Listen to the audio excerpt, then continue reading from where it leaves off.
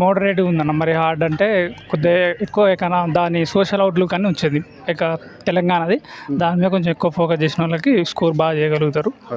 పర్లేదు, మంచిగానే ఇచ్చిండు. సో అలాగే మనకు తెలంగాణ హిస్టరీ అండ్ కల్చర్ నుంచి ఇచ్చారా క్వశ్చన్స్ ఏమన్నా? ఇచ్చిండండి. సో అలాగే మనకు గ్రూప్ 1లో చూసుకుంటే ఇట్లా కొన్ని అంటే తెలంగాణ హిస్టరీ అండ్ కల్చర్ నుంచి కొంచెం తక్కువ ఇచ్చాను అన్నారు. సో దీనికి ఏమన్నా అంటే మంచిగా ఇచ్చారా?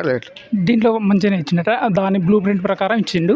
అన్ని ఫాలో అయ్యండి ఇందులో అయితే. కాకపోతే కరెంట్ అఫైర్స్ అదే ఎక్కువ ఫోకస్ చేసిండు. కరెంట్ డేటా మీద ఎక్కువ ఫోకస్ చేసిండు.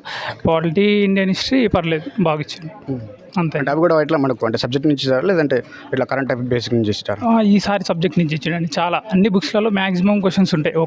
కొన్ని క్వశ్చన్స్ మినహాయించి మ్యాక్సిమం చేయగలుగుతారు. ఒకప్పుడు అంటే అట్లా చాలా వేరే టఫ్ క్వశ్చన్స్ ఇచ్చారు, కానీ ఈసారి అంతా అయితే ఏం లేవు. పర్లేదు, చేయొచ్చు. చదివిన విద్యార్థికి అయితే మంచిగా న్యాయం జరుగుతుంది. సో అలాగే మనకు కరెంట్ అఫైర్స్ అంటే లేటెస్ట్ ఇచ్చారా? అంటే లేటెస్ట్ అంటే లాస్ట్ 3 months అలా ఇచ్చారా లేదంటే 6 months కూడా ఇట్లా ఇచ్చారు? ఇచ్చిరండి. 6 months కూడా ఇచ్చిండ్రు. కొంత డేటా కూడా కొంత ఎక్కువ కూడా ఇచ్చారు. ఇంకా 2022 అది కూడా ఇచ్చిండు. అట్లా 8 months మినిమం చేస్తుండే ఎప్పుడైనా. ఇక కవర్ చేసిండు 8 months వరకు, 6 months అంతే. సో యావరేజ్గా మీకు ఎన్ని మార్కులు వచ్చాయి అనుకుంటున్నారు? అంటే 80+ వస్తాయి అనుకున్నాను. అయితే 80 to 100 మధ్యలో చేస్తారు మ్యాక్సిమం స్కోర్. ఓకే. సో అలాగే మనకు ఎగ్జామ్ అయిపోయిన తర్వాత అందరూ ఒకేసారి రాకుండా ఇట్లా బ్యాచ్ లాగా వస్తున్నారు. దీనికి కారణం ఏంటన్నా? లోపల అంటే ఏం జరుగుతుంది అసలు? లోపల తంబు ఇంప్రెషన్ చేస్తుర్రన్న. అది ఎలా చేస్తుర్రంటే అది కొంతమంది ఏమో మధ్యలో చేస్తారు, ఎగ్జామ్ మధ్యలో. కొంతమంది ఏమో కామన్గా లాంగ్ బెల్ అయినా లేకుంటే వార్నింగ్ బెల్ తర్వాత చేస్తారు ఆ 5 minutesలో. అది కొంచెం ఇబ్బందిగా ఉంది అంతే. అందరికి ఒకటేసారి చేస్తే, ఎందుకంటే ఎగ్జామ్ తర్వాత అభ్యర్థి కొంచెం ఆ 5 minutes ఆగామంటే పెద్ద ఆగుతారు ఖచ్చితంగా. దానికోసం అందరికి ఎంతమంది 24 members ఒక ఈచ్ వన్ రూమ్కి. ఆ 24 members ఎంత టైం పడుతుంది? మాక్సిమం 10 నిమిషాలు 15 నిమిషాలు పడుతుంది. అభ్యర్థి టైంకో ఇప్పుడు ఎగ్జామ్ రాయడానికి ఇన్ని రోజులు ఏజ్ చేసినందుకు తర్వాత 15 నిమిషాలు ఆగడం అనేది పెద్ద సమస్య కాదు. ఖచ్చితంగా ఆగుతారు. తర్వాత తీసుకుంటే బెటర్ నా ఉద్దేశం అయితే. అంటే ఎగ్జామ్ 2 hours గ్యాప్ ఉంది కాబట్టి ఏం ఆగొచ్చు. మరి అంత ఇబ్బంది ఏమి ఉండదు నాకు తెలిసి అయితే. ఎందుకంటే మళ్ళీ అనవసరంగా ఏమవుతుందంటే దానికోసం టైం వేస్ట్ చేసి ఇక్కడ బబ్లింగ్ చేయలేకపోతారు అభ్యర్థి. అనవసరంగా మళ్ళీ మార్క్స్ పోతాయి ఆడ. అట్లా ఎగ్జామ్ రాశారా? రాశానండి. సో ఏ విధంగా రాశారు మేడం? బాగా వచ్చింది, పేపర్ మంచిగా వచ్చింది. ఓకే.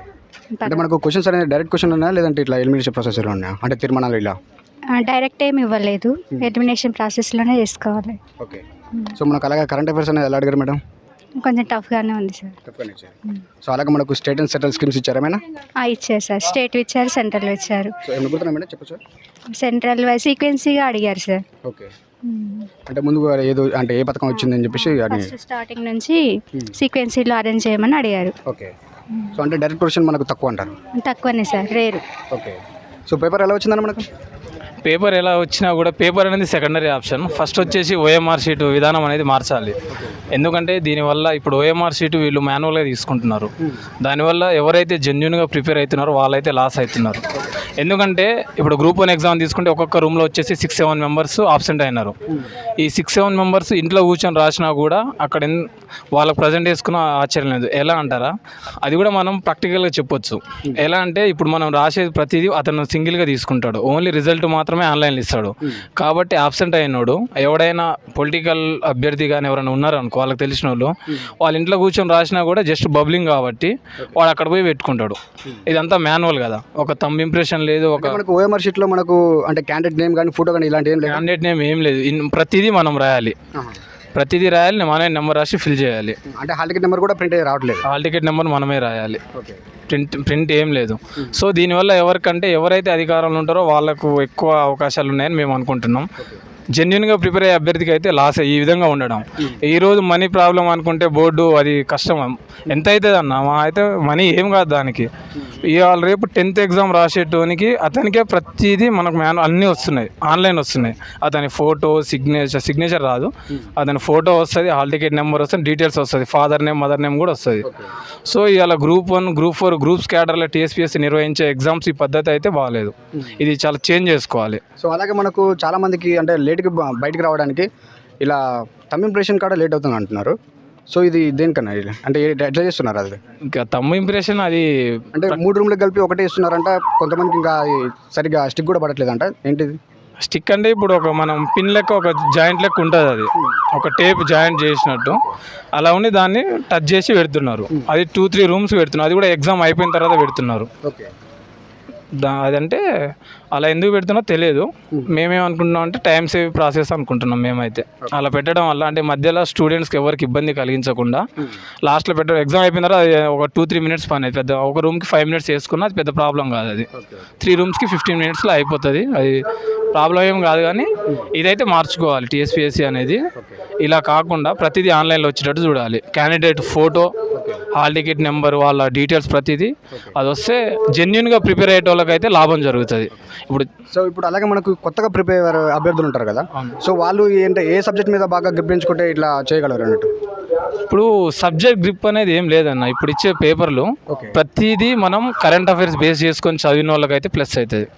ఇప్పుడు ఒక సబ్జెక్ట్ని ఎలాడి చదవాలంటే అది కాదు. ఇప్పుడు మ్యాథ్స్ ఉన్నోడు మ్యాథ్స్ చేసుకొని చేస్తా అంటే దీంట్లో బోల్తా కొడతాడు.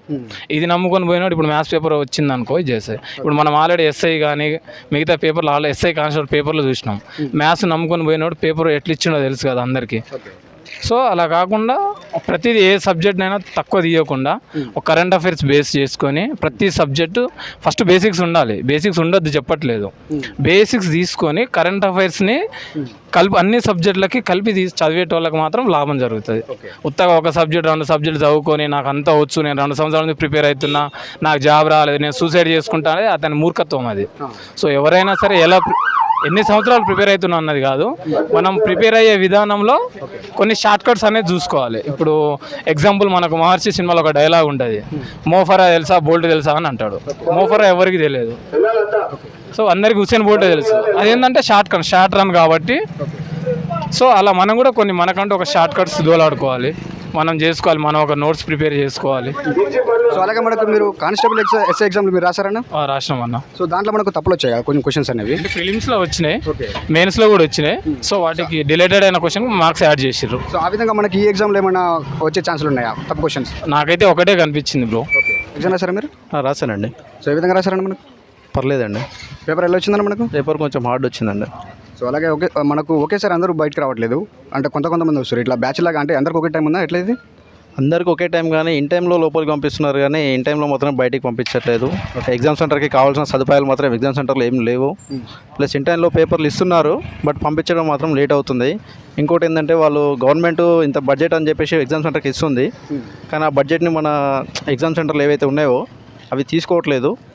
ఒక 4-5 రూమ్లకు కలిపి ఏదైనా ఒక ఐటమ్ తీసుకొని 4-5 రూమ్లకు కలిపి అటాచ్ చేయడము.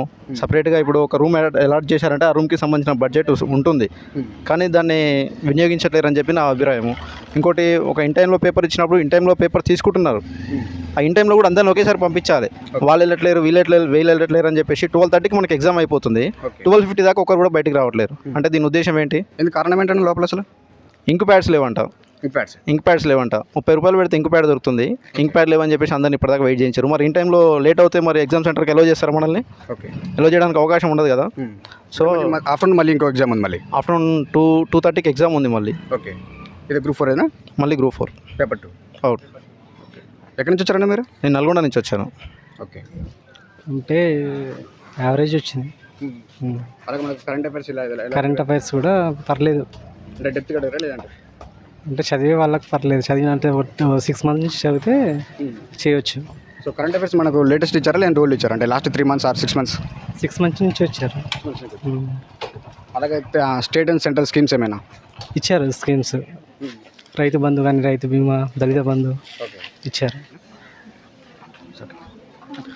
ఎగ్జామ్ రాశారా? రాసాం భయ్య. సో పేపర్ ఎలా వచ్చిందండి మనకు? పేపర్ అయితే 80% అయితే కొంచెం టఫ్గానే ఉందనుకో. దాదాపు అయితే ఒక 20-30% అయితే కొంచెం యావరేజ్ పర్లేదు. పాలిటిక్స్ అయితే కొంచెం బాగా వచ్చింది. లేకపోతే ఇది మన కరెంట్ అఫైర్స్ కొంచెం డెప్త్గా వచ్చింది. పేపర్ మొత్తానికి అయితే 80%, 60-70% అయితే కొంచెం టఫ్గా ఉంది. సో అలాగే మనకు గతంలో నిర్వహించినటువంటి అంటే పోలీస్ నియామకాల పరీక్షలకు సంబంధించి కొన్ని క్వశ్చన్స్ అనేది రాంగ్ వచ్చాయి కదా. సో అలా ఈ ఎగ్జామ్లో మనకి ఏమైనా తప్పులు వచ్చిన ఛాన్సెస్ ఉన్నాయి? తప్పులు అయితే నాకైతే ఎక్కడ కనలేదు భయ్య, మంచిగానే వచ్చింది. తప్పులు అయితే ఏం లేవు, మిస్టేక్స్ అయితే ఎక్కడ లేదు.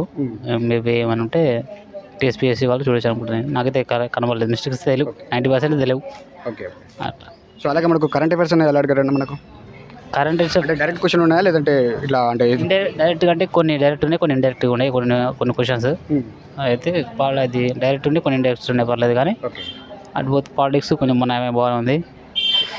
సో అలాగే మనకి ఇప్పుడు కొత్తగా ప్రిపేర్ అయ్యే వాళ్ళు ఉంటే వాళ్ళు అంటే దీని మీద బాగా గ్రిప్ పెంచుకోవాలి మనకు గ్రిప్స్కి. కొత్తగా ప్రిపేర్ అయ్యే వాళ్ళు అంటే కొంచెం కష్టం పంచుకోలేరు, తొందరగా గ్రిప్ దొరకదు. ఎందుకంటే ఇది జనరల్ నాలెడ్జ్గా ఇవ్వలేదు దాదాపుగా అయితే.